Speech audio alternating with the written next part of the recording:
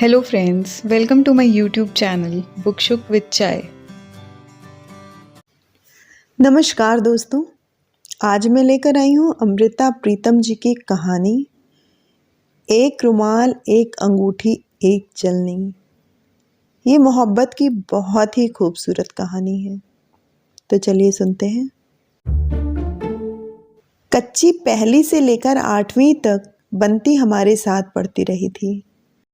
अभी वह 5वीं में पहुंची ही थी, उसके पिता उसे स्कूल से छुड़ाने के लिए आ गए। हमारे स्कूल की बड़ी उस्तादनी ने बंती की फीस माफ़ कर दी और यूं उसे स्कूल न छोड़ने दिया। 7वीं और 8वीं कक्षा की लड़कियां देखने में एक साथ एक कमरे में बैठती थीं, पर आधी छुट्टी के समय 8वीं की लड़कियां हम 7वीं की लड़कियों को अपने पास फटकने तक नहीं देती थीं। हमेशा अलग होकर बातें करती रहती। हम 7वीं की लड़कियां जब उनके निकट जाती तो वे हमें दूर हटा देती। हमें 8वीं की लड़कियों पर गुस्सा आता था और हम सोचती कि जब हम 8वीं में होंगी तो 7वीं की लड़कियों के साथ इस तरह नहीं करेंगी।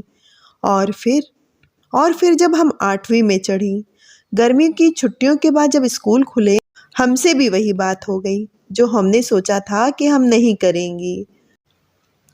यह 13वां 14वां वर्ष पता नहीं कैसा होता है, या शायद एक दहलीज होती है बचपन और जवानी के बीच में। इस वर्ष लड़कियों का एक पांव दहलीज के इधर और एक पांव दहलीज के उधर होता है। इन गर्मी की छुट्टियों में बंती को एक पड़ोसी लड़का सवाल समझाता रहा था।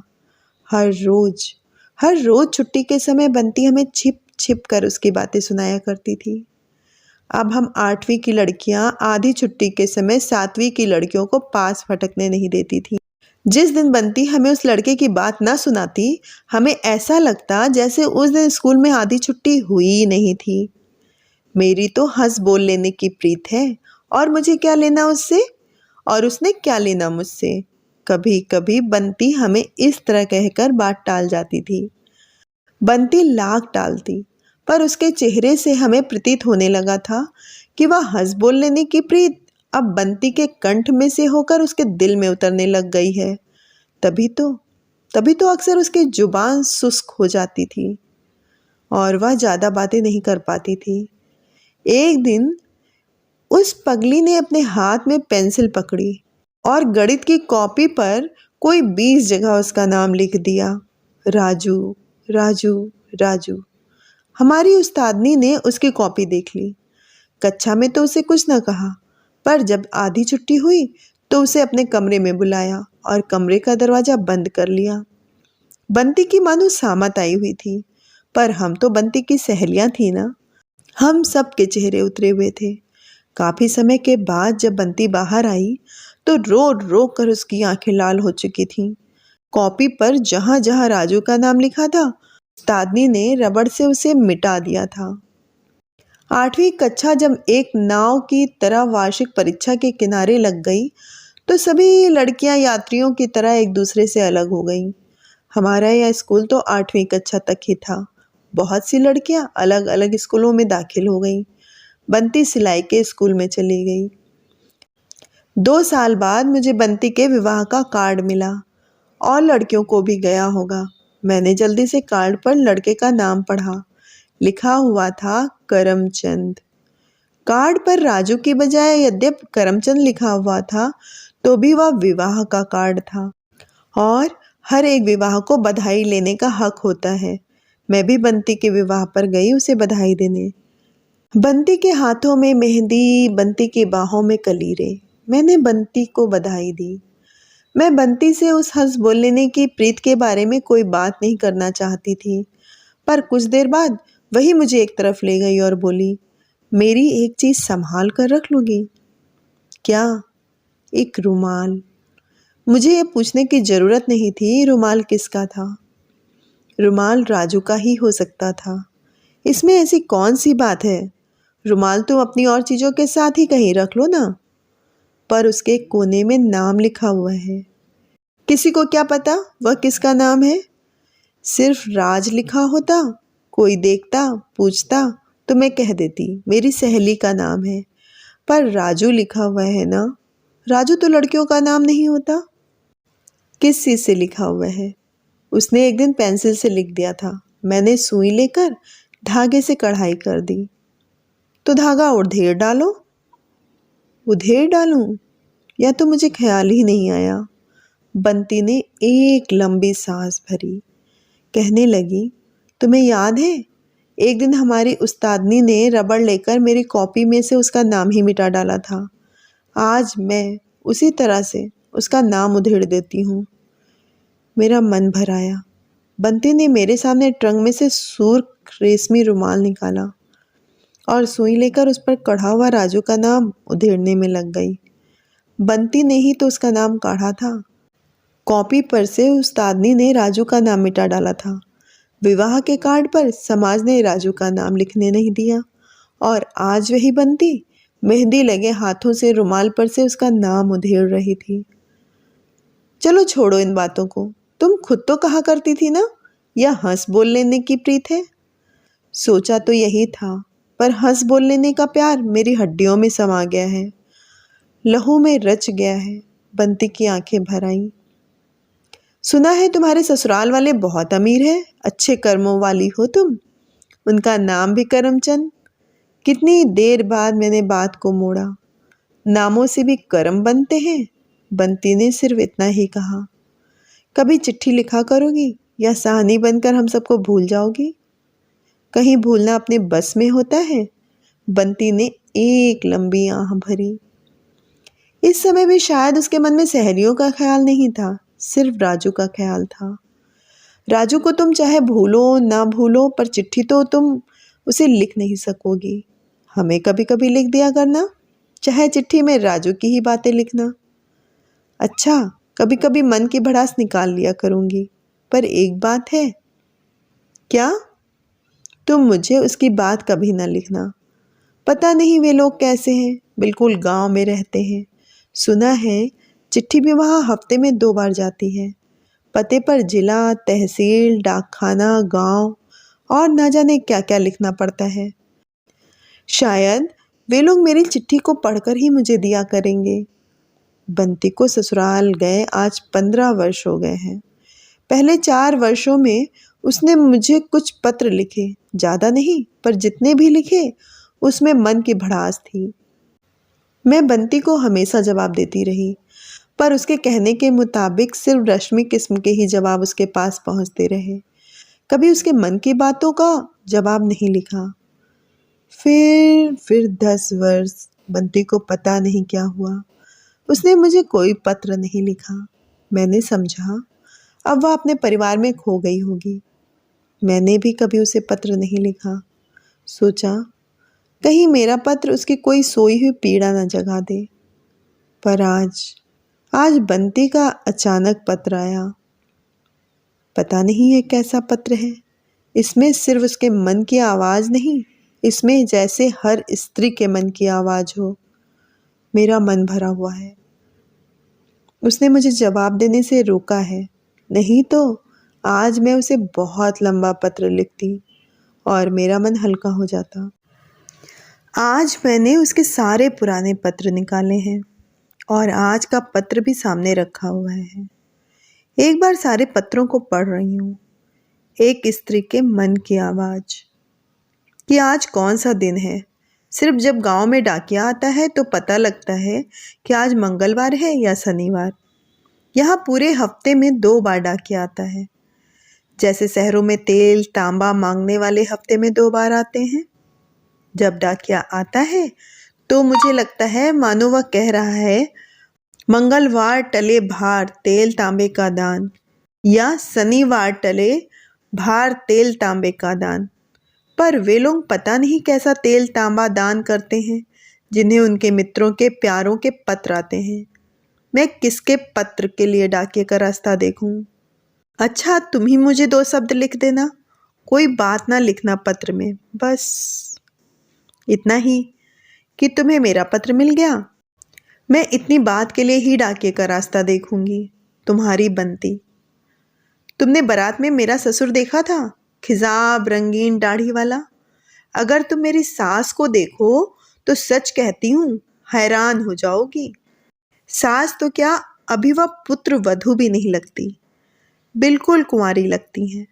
उम्र में वह मुझसे 3-4 साल ही बड़ी हैं, पर शारीरिक तौर पर बहुत कोमल है, पतली सी लचकती हुई हिरनी जैसी। चाहे वह मेरी सौतेली सास हैं, पर है तो सास ही ना। अगर वह मेरी सास ना होती तो सच कहती हूँ उसे अपनी सहेली बना लेती। आज मंगलवार था, डाकिये को आना था। मुझे ख्याल आया शायद तुम्हारा पत्र आए। मैं दरवाजे में खड़ी होकर डाकिये का रास्ता देखने लगी। मेरी सास मेरे पास खड़ी हो गई। डाकिया आया, उसने मुझे एक पत्र दिया। मैंने सास के चेहरे की ओर देखा। उसका चेहरा बहुत ही उदास था। ऐसा लगता था जैसे आज जरूर ही किसी का पत्र उसके लिए आना था, पर आया नहीं। भाभी, कोई चिट्ठी आनी थी तुम्हारी? मैंने उसे इतनी उदास देखकर पूछा। मुझे किसकी चिट्ठी आएगी? पहले तो उसने यह कहा और फिर कहने लगी, आनी तो थी एक चिट्ठी, पर आई नहीं। किसकी चिट्ठी? मैंने फिर पूछा। ईश्वर की चिट्ठी, और मुझे किसकी चिट्ठी आएगी भला? लगता था वो अभी रो पड़ेंगी, पर वह रोई नहीं, या ऐसा रोना रोई जो किसी को दिखाई नहीं दिया। देखा, हम स्त्रियां कैसा रोना रो सकती हैं। कभी कभी मेरा दिल करता है मैं भी जोर जोर से रोऊं, वह भी जोर जोर से रो सके। तुम्हारी बंती। सच मानो, जब से यहाँ आई हूँ मुझे घर अपना कभी नहीं लगा। बिल्कुल मेहमान सी लगती हूँ इस घर में। अब इस घर ने मुझे बांध लिया है। एक छोटा सा राजू आ गया है मुझे बांधने वाला। घर के सारे लोग उसे दीपक कहकर बुलाते हैं। शाम के समय काफ़ी ठंडक उतर आती है। मैं यह लाल रेशमी रुमाल उसके सिर पर बांध देती हूँ। लाल रुमाल में वह और भी सुंदर लगता है। मैं उसे गोद में लेकर देर तक उसका मुंह देखती रहती हूँ। तुम्हारी बंती। मेरा राजू 3 वर्ष का हो गया है। तुम्हें अपने मन की बात बताऊं? कभी कभी जब मैं राजू के मुख की ओर देखती हूँ तो देखते देखते उसका मुंह बड़ा हो जाता है, उसका कद भी बड़ा हो जाता है, जैसे मेरा राजू 25 वर्ष का हो गया हो और मैं अभी 20 वर्ष की हूँ। देखा मैं कितनी पागल हूँ। बड़ा शरारती है मेरा राजू। अभी मेरे पास खेल रहा था, अभी रसोई में जा पहुंचा है। गर्म चूल्हे में पानी का गिलास उड़ेल दिया है, सारा चूल्हा फट गया है। मेरी सास बेचारी को दिन रात लगकर बनाना पड़ेगा। हाँ, तुम्हें एक बात बताऊं? मेरी सास चूल्हा क्या बनाती है जैसे कोई बुत तराशती है। तुमने कहीं ऐसा बांका चूल्हा नहीं देखा होगा। उसे चूल्हा बनाने का बहुत चाव है। थोड़े थोड़े दिनों के बाद चूल्हा तोड़कर फिर बनाने लगती है। जिस दिन वो अंदर का चूल्हा बनाती है मैं बाहर खाना बनाती हूँ। जिस दिन वो अंदर का चूल्हा बनाती है उस दिन मैं बाहर के चूल्हे पर रोटी बनाती हूँ।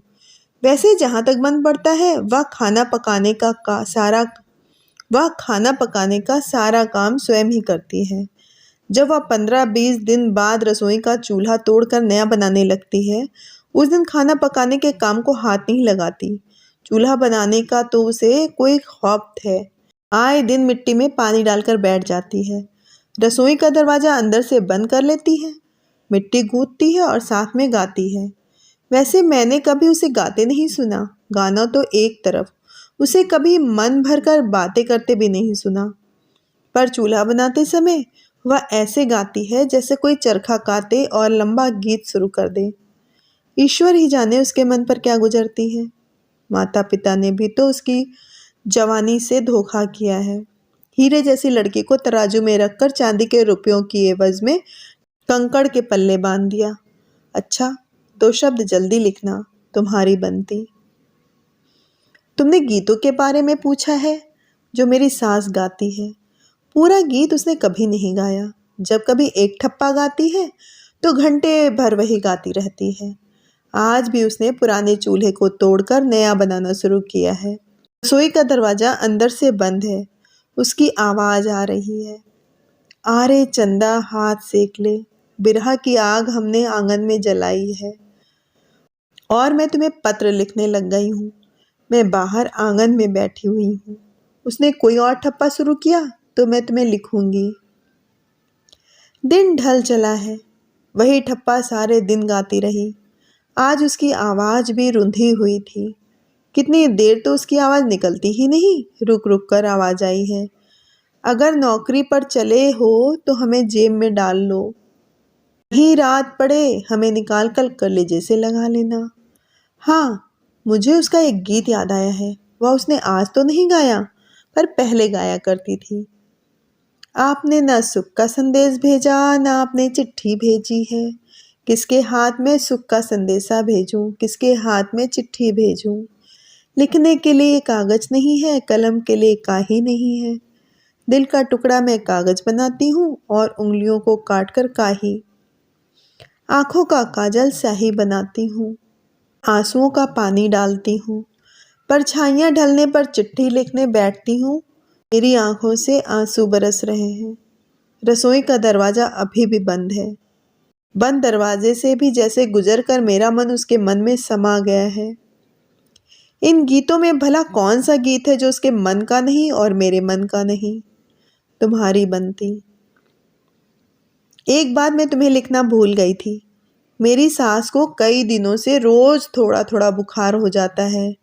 लाख मिन्नतें करो, वह एक पल के लिए भी आराम नहीं करती। भाभी, इस तरह तो डाकिया सचमुच ही तुम्हें एक दिन ईश्वर की चिट्ठी ले आएगा। तुम खुद ही अपनी जान की दुश्मन बनी हो। एक दिन मैंने उससे कहा, पता है क्या कहने लगी? तुम्हारा मुंह मीठा करूं अगर सचमुच ही कोई डाकिया उसकी चिट्ठी ले आए। सच कहती हूँ, उसका दुख देखकर तो मेरे मन का दुख भी मामूली बन जाता है। ये इतने बरस और बीत गए, मैंने जानबूझकर ही तुम्हें कोई पत्र नहीं लिखा। वैसे तुम्हारे नए सर का पता मैंने ढूंढ लिया था। पता है, जब कभी मैं तुम्हें पत्र लिखने की सोचती हूँ तो मुझे लगता कि अगर मैंने तुम्हें पत्र लिखा तो पता नहीं कौन सी याद मुझे चारों ओर से घेर लेगी। तब तो मैं कई दिन तक होश नहीं संभाल सकूंगी। मेरे हाथ से चीज़ें गिरने लगेंगी और तरकारियाँ जलने लगेंगी। अब तो सारा घर मुझे ही संभालना पड़ता है। इतने वर्ष मेरी सास रस्सी की तरह बल खाती रही, चारपाई पर लेटी हुई जैसे उसी में खो जाती थी। उनका रंग कपास जैसा सफ़ेद हो गया था। तुम्हें याद है क्या नहीं? एक बार मैंने तुम्हें लिखा था कि मेरी सास मिट्टी का चूल्हा क्या बनाती हैं, मानो कोई बुत तराशती हैं। आए दिन पुराना चूल्हा तोड़कर नया चूल्हा बनाने का उनका खब्त बीमारी में भी नहीं गया था। मैं उसे ज़्यादा रोकती नहीं थी। जिस दिन वह मिट्टी गूंथती थी उसी दिन उसमें पता नहीं कहाँ से जान आ जाती थी। लगभग 15 दिन की बात है। उसे खून की उल्टियाँ आई थीं। तब ना तो हमें उनके जीने की आशा थी, ना स्वयं उसे ही। दिन के समय जब मेरा देवर हकीम को बुलाने गया, मेरे ससुर का स्वर्गवास जो हो चुका था, तो मेरी सास ने मुझे अपने पास बुलाया। बोली, मेरा कहना मानोगी? बताओ भाभी, जो कुछ भी हो। मेरा मन छलक रहा था। मैं उसकी चारपाई से सिर टेक कर रोने लग गई थी। पगली कहीं की, रोती क्यों है? मैं तो एक एक मिनट करके राह देख रही हूँ कि कब यह प्राणों का पिंजड़ा टूटे और कब मेरी रूह आज़ाद हो जाए। बताओ भाभी, क्या कहती हो? तुम मुझे मिट्टी गूंथ दो। पागल हो गई हो? सांस तुम्हारे खत्म हो रहे हैं। मुझे पता है, तभी तो मैं कह रही हूँ, आखिरी बार, बस एक बार, वरना अभी वह सड़ियल हकीम आ जाएगा। भाभी, तुमने दुनिया के सारे मोह तोड़ डाले हैं। दुनिया से तुम्हारा मोह कभी हुआ ही नहीं। ना तुम्हें रुपए से प्यार, ना तुम्हें अपनी जान की परवाह। फिर तुम्हें इस चूल्हे से ऐसा मोह क्यों? चूल्हे के नीचे मैंने कुछ दबाया हुआ है। मौत के बिस्तर पर पड़ी मेरी सास हंसी और कहने लगी, तुम यह न समझना कि मैंने मोहरों की हांडी दबाई हुई है। भाभी, भाभी, तुम्हारा दिल मुझसे छिपा नहीं है। जिस घर में तुम्हारा मन भर गया उस घर में तुम मोहरे क्यों दबाओगी? और मुझे भी मोहरों से कोई मोह नहीं, यह मुझे पता है। तभी तो मैं तुम्हारे सामने अपना राज खोल रही हूँ। मैं चौंकी। बताओ भाभी, मैं तुम्हारी पुत्रवधू भी हूँ, बेटी भी हूँ। और तुम्हारी सहेली भी तो हूँ ना। भाभी आंखों से रोई मगर होठों से कहने लगी, कभी कभी मैं तुम्हें कहा करती थी ना कि आओ तुम्हें दाने भून दूँ। मैं बहुत बड़ी भटियारिन हूँ। हाँ भाभी, मुझे याद है, पर मुझे ख्याल था कि तुम यूं ही मजाक किया करती थी। तुम भला भटियारिन कैसे हुई?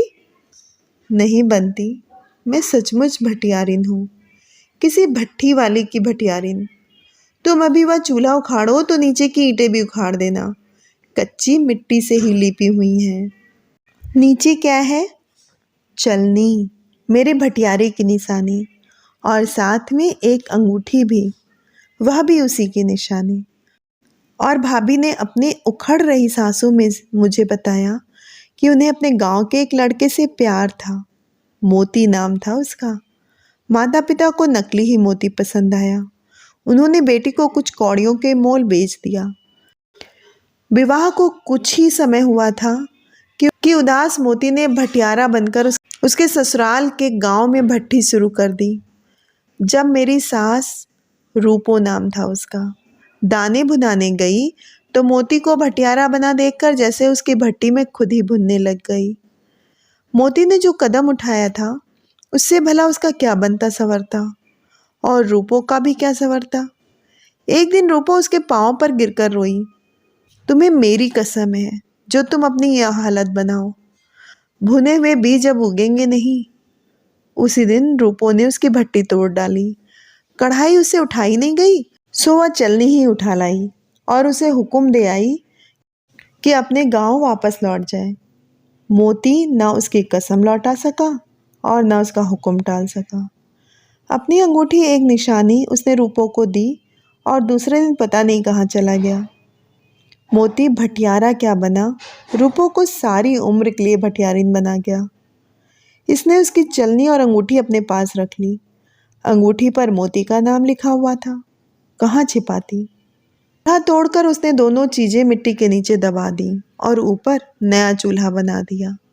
दिन दिन भर चूल्हे के पास बैठकर वह रोटियां क्या पकाती, जैसे मन के विचारों को बेलती सेकती रहती। कभी कभी उसका दिल बहुत ही उदास हो जाता। वह चूल्हा तोड़ देती, उसकी निशानियों को गले लगाती, रोती और गाती। फिर उसी तरह दोनों निशानियों को धरती के हवाले कर देती और ऊपर नया चूल्हा बनाकर उसकी रखवाली के लिए बैठी रहती। भाभी की यह कहानी खत्म हुई तभी उसकी सांस खत्म हो गई। उसे खून की एक और उल्टी आई और प्राणों का पिंजड़ा टूट गया, पंछी उड़ गया। जितने वर्ष भाभी प्राणों के पिंजड़े में बंद थी, मोती की अंगूठी कभी नहीं उंगली में पहनी। जब उसकी रूह आज़ाद हो गई तब मैंने चूल्हे को उखाड़ा और अंगूठी निकाल कर उनकी उंगली में डाल दी। मैंने ही उसे नहलाना था, मैंने ही उस पर कफन डालना था। इसीलिए मुझे डर नहीं था कि कोई उसके हाथ में पड़ी हुई अंगूठी पर मोती का नाम पढ़ लेगा, और जब तक दूसरे दिन लोग उसके फूल चुनते, उस अंगूठी पर से मोती का नाम मिट ही जाना था। चलनी मैंने अभी वैसे ही चूल्हे के नीचे रहने दी है। अगले महीने मेरी माँ हरिद्वार जा रही हैं और मैंने अपने पति को मना लिया है कि मैं 4 दिन को माँ के साथ जाऊंगी। वहाँ भाभी के फूलों को बहा दूंगी। आगे तुम समझ ही गई होगी किस प्रकार ट्रंक में चलनी रखकर ले जाऊंगी और इसके फूल चलनी में डालकर लहरों में बहा दूंगी। ओ मेरी सहेली, मेरी अपनी सहेली, आज तुम्हें ना लिखूं तो किसे लिखूं। मैंने भी अपनी यादों को आज ढूंढ ढूंढ कर देखा है। एक सुर्ख रुमाल उसके नीचे संभाल कर रखा हुआ है। चाहे कोई बंती हो, चाहे कोई रूपा हो या चाहे कोई और, किसने अपनी मन की तहों में कोई रुमाल या कोई अंगूठी नहीं दबाई हुई होती है। हम अभागने जो किसी से प्यार करती हैं, जन्म से भटियारने होती हैं। दिल की भट्ठी पर अपनी सांसों को दानों की तरह भूनती हैं और यादों की चलनी में बरसों रेत छानती हैं। तुम्हारी अपनी बनती एक भटियारिन।